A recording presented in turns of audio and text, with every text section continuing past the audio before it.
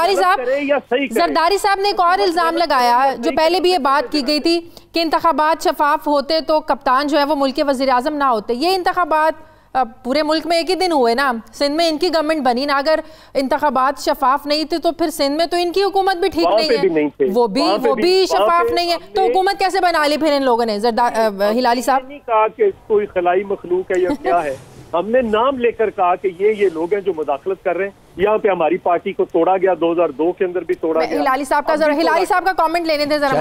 हिलाली साहब, शाजिया, पहली बात तो ये है कि 1971 के इलेक्शन के अलावा कोई इलेक्शन इस मुल्क में फेयर नहीं हुआ है, ये लोगों का कहना है और लोगों का अंडरस्टैंडिंग है। चलो मान जाते हैं ये लाइक दूसरे इलेक्शंस उतना फेयर नहीं था कि वो कहें कि ये 1971 की तरह फेयर था, मगर एक नतीजा आया और उस नतीजे पे सब लोग अमल कर रहे हैं, जरदारी साहब भी कर रहे हैं।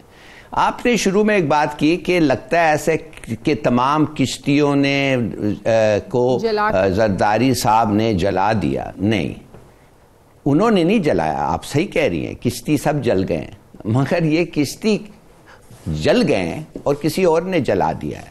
और वो क्या कह सकते हैं आप, उनकी हरकतें या वक्त या कोर्ट्स आज वो ECL पे हैं, वो जा नहीं सकते अब जैसे पहले निकल गए थे। देखिए जरदारी साहब का जो खेल है, खेल है, एक चाल है, I think it's very understandable.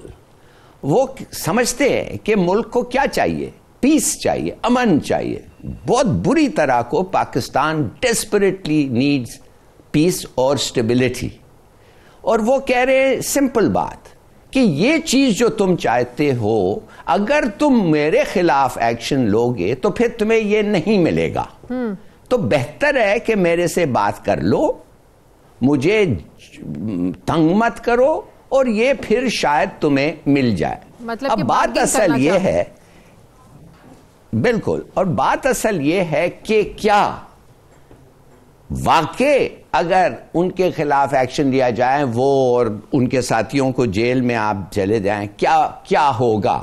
देखिए, दो चीजें को एक्सपीरियंस प्रूव करता है कि PPP जो है, अगर ये हो जाए, अगर वो जेल चले जाएं, तो PPP को क्या होगा? इट विल स्प्लिट, टूटेगा। ये जो मखदूम्स हैं और मक्सीज हैं और तालपुर्स हैं, ये नहीं, बस ये नहीं रहेंगे, नॉट फॉर लॉन्ग। और सिंधी जो हैं, मिसाल के तौर पे, वो आप फार्मर को ले लें जो 1300 एकड़ पे 1300 रुपये पे मॉन्ड उसको कहा गया है तुम वीट बेच सकते हो, वो 1060 से ज्यादा नहीं मिल रहा है उसको। वो 200 रुपया कौन लेता है, कैसे लेता है, हमें पता है। और अगर ज्यादा गड़बड़ हुआ, समझे गड़बड़ हुआ, मैं तो पहले कहता हूं गड़बड़ नहीं होगा, मगर समझे गड़बड़ हुआ, तो गवर्नर रूल लगा सकते हैं। जैसे गवर्नर रूल लगेगा डंडा चलेगा, और आपको पता है डंडा में से भी पार्टी पे असर पड़ता है, वोटिंग पैटर्न पे असर पड़ता है। तो मैं समझता हूं कि इस वक्त जरदारी साहब एक टाइट बंद गली में आ गए हैं, उनको अब कोई तरीका नहीं है। अगर वो जेल जाएं या गवर्नर्स रूल हो, सही, वो फिर भी वो जेल में ही रहेंगे और पार्टी टूटेगा, और अगर और ना जाने का तो बहुत कम इम्कान है। इसलिए लगता है कि cases against him are very strong.